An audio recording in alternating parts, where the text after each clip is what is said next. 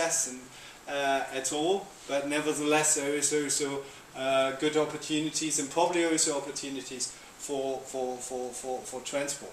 So what are the results? There's no legal binding agreement. There are so far no formal targets for anyone, so neither for the developing nor the developer world. They say we're taking note of the so-called Copenhagen Accord, a 3-pager where they're coming up with key elements on what has to be done in the future. But they agreed also to continue the negotiations in the working groups I described before. So we will have further negotiations, and the two main ones this year is in Bonn in June, and then in Mexico in December this year. So what does this Copenhagen Accord say? Mentioning the 2-degree target, so there is a recognition of that there is a need for crucial actions toward climate change, and not many people really mention that at the moment.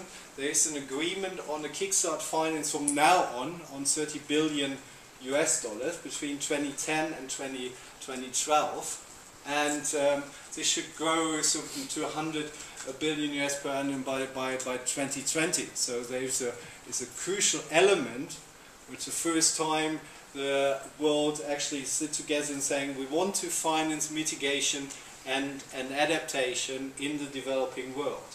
And here they agreed on that this should be also supported by so-called NAMAs, National Appropriate Mitigation Actions. And here this is especially for developing countries, which at the moment have to submit suggestions how they want to tackle climate change in their action plans. But also developing countries, developed countries, sorry, that's a mistake here, developed countries to submit mitigation targets. And there were further elements like a technology mechanism, but also highlighting the issue that adaptation is a really crucial element. So part of the work also we are doing is looking into what are the opportunities, also especially for developing countries. We're setting up together with UITP, Veolia Transport and the German Technical Corporation, a group called Bridging the Gap, where we look into the question what are the opportunities, especially for developing countries. So we want as also Rio and China are also part of the project, thinking about okay how this could help, especially these countries towards sustainable transport. So one is obviously the 30 billion which I mentioned at the moment, and there's no clear rules, there's no clear agreement how this could be spent. So there's a certain amount of money definitely available for also potential sustainable transport.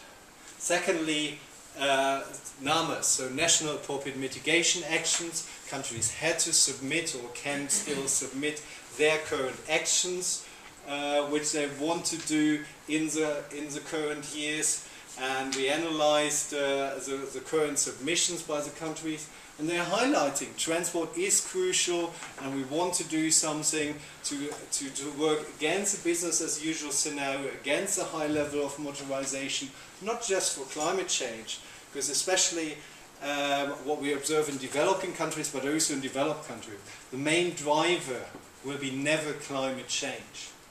The main driver is health, is air quality, is noise, is accessibility, and this is works for European cities as well as for developing countries. Nevertheless, if you set up now a framework also where you provide financial incentives, where you provide capacity building, then I think this is another help also to move towards sustainable transport. And we will come to this also in a minute, also when we're talking about Europe. So back to the NAMA, 16 out of 25 submissions make explicitly a reference to the transport sector. So there's a chance then also to see more actions there. Technology is another one. So there will be a technology mechanism, and here we have to think about what kind of technology support also developing countries' needs in terms of achieving sustainable transport. First, and this is now also for more the target group here, we have voluntary targets which has to be submitted to a so-called Annex 1, to an Appendix 1. And the Appendix 1 of the Copenhagen Accord had just simply 2 columns, country and action. And we see the commitments ranging from 5 to 40%. We have a different base year at the moment. America came up with 70% based on 2005 level to 2020, Japan on 25%, etc. And the European Union came up with 20 or 30%, and that's how it looked like. So that's all we're having at the moment, and this is the framework we are working on at the moment. So every country submitted voluntary actions or voluntary targets, and now this has to get a step forward, and the question is how to bring that in. And here this sets in fact the framework also. Even we will not have a full outcome in Mexico. I can't see that the European Union will abolish at least a -20%. And that means that all countries have to come up with more meaningful climate change plans, and that means also to tackle transport. And that means also, as we said before, also there is a high responsibility for cities.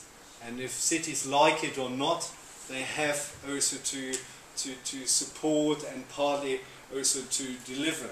So looking, for example, at the UK level, there is now legislation on the carbon budget. There is an ambitious target of 34% reduction on 1990 level and an 80% target by 2050. Interesting, what the UK doesn't say is how much they want to achieve it on their own, or how much is it also through emission trading and other schemes. So it sounds really ambitious, but you don't find any reference, okay, how much is actually being done in the country. Nevertheless, it's there, and we see also here that there is a certain transport sector priorities. There are actions that address efficiency on new cars, financial support for electric vehicles, plug-in hybrids, smarter choices, some sorts about integrated planning. Nevertheless, it shows also in several other reports that even with these kind of actions, they would not achieve the targets. So therefore, it sets a framework, but it sets also more pressure also again on cities. And it's either the question if cities just sit and wait until they get further national legislation, where they have to then fulfill, or take more